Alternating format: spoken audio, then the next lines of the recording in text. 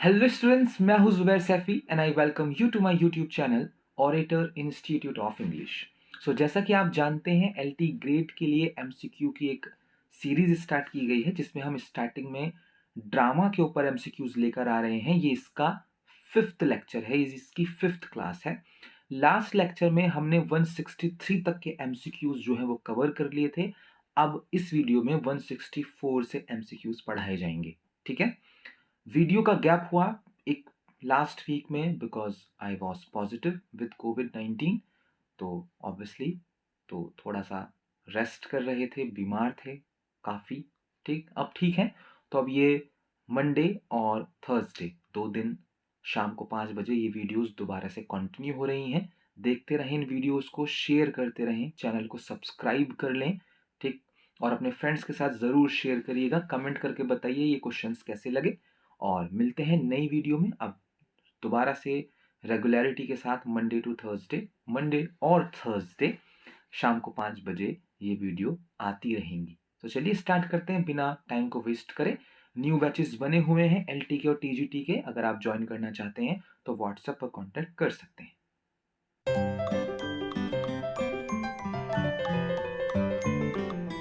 Question number 164 है, who speaks, कौन बोलता है ये लाइन कि I know the meaning but I have lost my reason.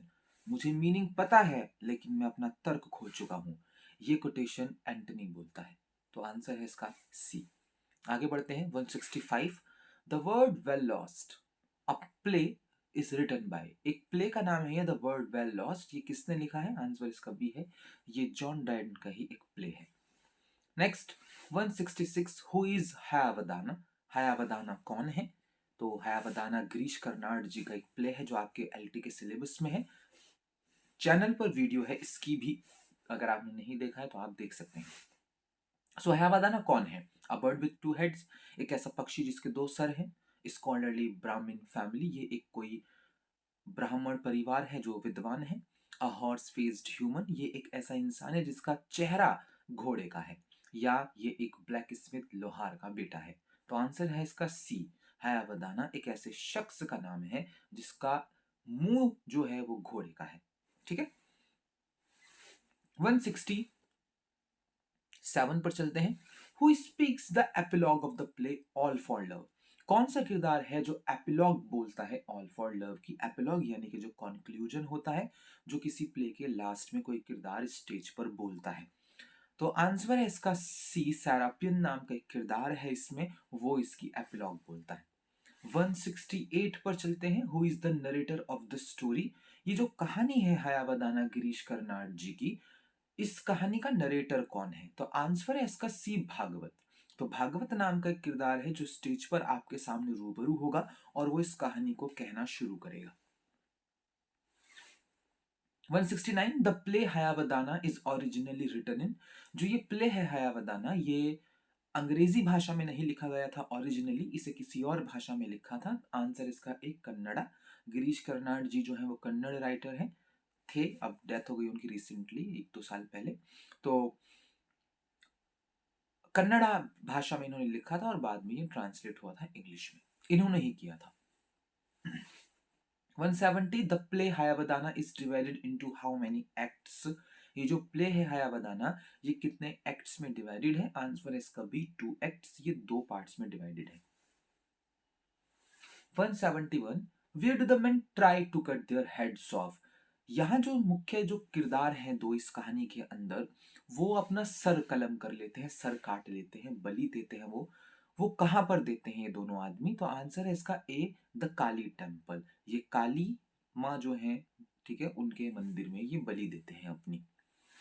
172 पर चलते हैं। Who is the king of Dharmapura. Dharmapura के राजा का नाम बताना है आपको। इसका आंसर है बी, धर्मशीला। ठीक है, धर्मशील पढ़ेंगे इसे, ठीक है, उसे धर्मपुर पढ़ेंगे अगर आप एक्चुअल हिंदी में पढ़ रहे हैं तो। ठीक है, तो धर्मपुर के राजा का नाम धर्मशील है इस कहानी में। 173, who is the father of Devadatta. Devadatta के पिता कौन है? इसमें किरदार है देवदत्त, उनके पिता का नाम आपको बताना है। विद्यासागर नाम है उनके पिता का। 174, what is Devadatta family like. जो देवदत्त है उसका परिवार किस तरह का है? इसका परिवार स्कॉलरली ब्राह्मण फैमिली से आता है। ये एक ब्राह्मणों के विद्वान परिवार से आता है देवदत्त जो है। 175 who speaks why should love stick to the sap of a single body. ये कौन बोलता है ये लाइन? तो आंसर इसका सी है, फीमेल कोरस बोलती है। तो अगर आपको कभी मौका मिले हयावदाना को स्टेज पर देखने का, परफॉर्म होता है हयावदाना बहुत ही यूजुअली, तो कुछ 6 7 8 वुमेन होंगी, औरतें होंगी जो कोरस गाएंगी, जो गीत गाएंगी बीच बीच में आकर स्टेज के ऊपर, सीन से पहले और सीन्स के बाद। तो जब ये कोरस आता है, फीमेल कोरस आता है, तो ये बताती है कि जो प्यार है वो एक सिंगल बॉडी पर क्यों उसे टिकाए रखना, क्यों आप एक ही शरीर से प्यार करें जब आप अलग अलग शरीरों से प्यार कर सकते हैं। तो ठीक है, ये जो कहानी है हयावदाना की, 176 क्वेश्चन में आपसे पूछा जा रहा है, इसका जो प्लॉट है कहानी का वो किसके इर्द गिर्द घूमता है? आंसर है इसका बी, पद्मिनी के, देवदत्त और कपिला के। ये 3 मुख्य किरदार हैं, देवदत्त और कपिला। एक ही महिला से इन्हें प्यार है, पद्मिनी से। तो इसके इर्द गिर्द ये पूरी कहानी है।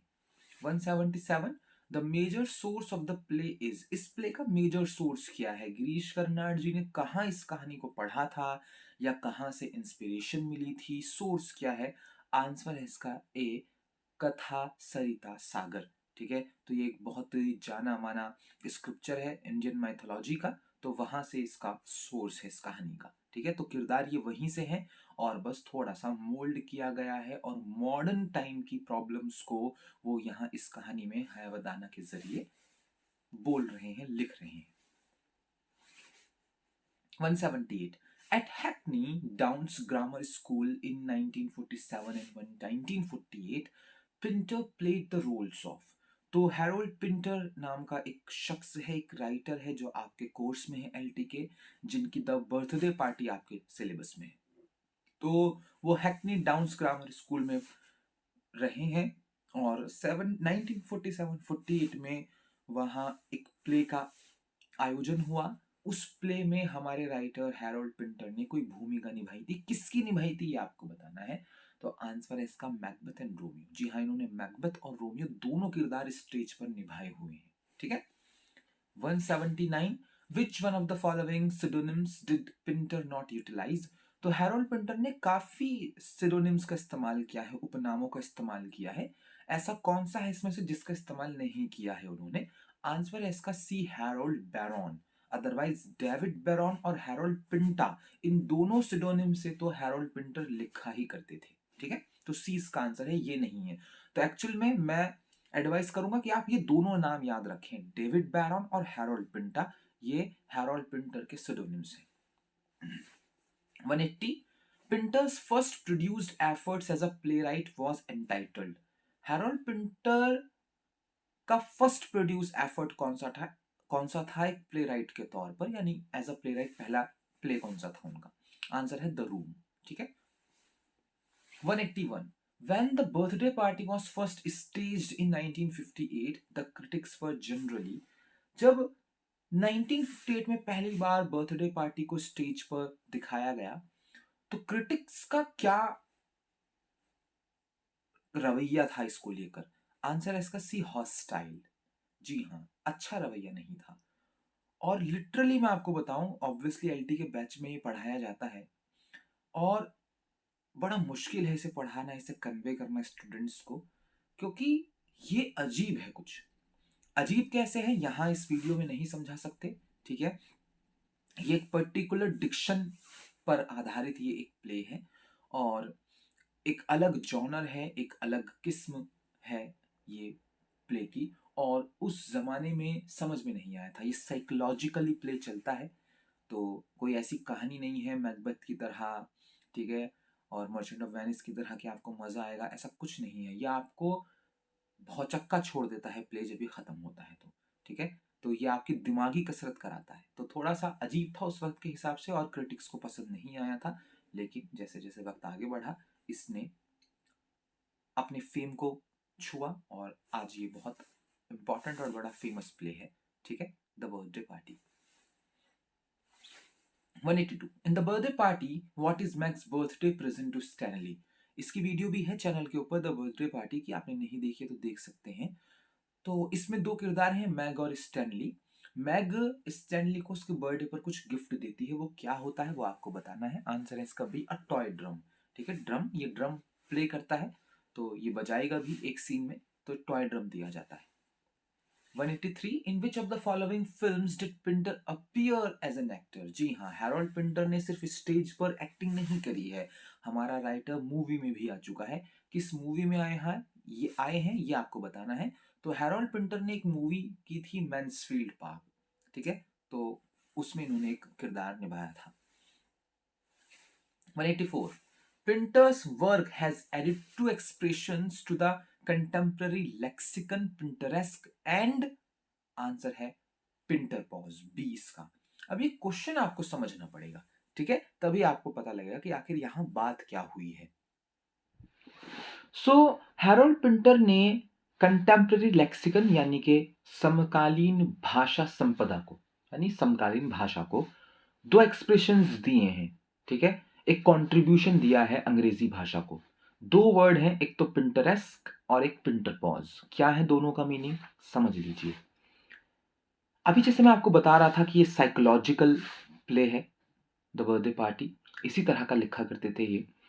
तो पिंटरेस्ट का मतलब होता है, जब आप इनके प्लेस को पढ़ेंगे तो आपको अजीब सा डर महसूस होगा, अजीब सी बेचैनी महसूस होगी। ठीक है, वो पिंटरेस्क है।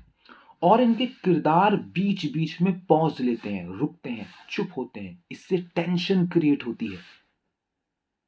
ठीक, तो पिंटर पॉजेस का इस्तेमाल कर कर वो पिंटरेस्क बनाया करते थे, पिंटरेस्क लिखा करते थे, जिससे सामने वाले जो ऑडियंस होती थी उसको बेचैनी होती थी, टेंशन क्रिएट होती थी कि आखिर ये किरदार क्या करने वाला है, ये क्या बोलने वाला है, ये ऐसा क्यों कर रहा है। ठीक है, और एक छोटी सी डिटेल दे देते थे और चुप हो जाते थे किरदार बोलते बोलते स्टेज के ऊपर, और ऑडियंस जो है वो एकदम ऐसी हो जाती थी, अरे पूरी तो कर भाई, बात बात तो पूरी कर। ठीक है, बात पूरी नहीं होती। ठीक है, आपके दिमागी कसरत के लिए छोड़ दिया जाता था। ठीक है, कि भाई अब तुम खुद पता लगा लो कि ऐसा हुआ है या नहीं हुआ है। जैसे इसी प्ले की अगर मैं बात करूं, द बर्थडे पार्टी की, तो इसमें क्या होता है कि एक किरदार के बारे में ये कहा जाता है कि उसने संभवतः कत्ल किया हुआ है। आपको नहीं पता चलता कि उसने कत्ल किया है या नहीं किया है, पता लग जाएगा लेकिन स्पष्ट शब्दों में, क्लियर वर्ड्स में कहीं नहीं लिखा हुआ। तो इस तरह की टेक्निक का इस्तेमाल करते थे हैरोल्ड पिंटर, और इन्हीं टेक्निक्स को पिंटरेस्क या पिंटर पॉज कहा जाता है। ठीक है, 185, as sideline Pinter has been the long time chairman of, writer थे ऑब्वियसली, लेकिन साइड बाय साइड एक काम और करते थे, वो एक चेयरमैन थे किसी क्लब के, तो क्रिकेट क्लब के चेयरमैन थे एक। ठीक है, 186 पर चलते हैं। Who is the first character to appear in act 1 part 1 carrying? Act 1 part 1 में पहला किरदार जो स्टेज पर आपके सामने आएगा वो कौन होगा? आंसर इसका बी, पैटी। ठीक है, ये आएंगी स्टार्टिंग में बिल्कुल।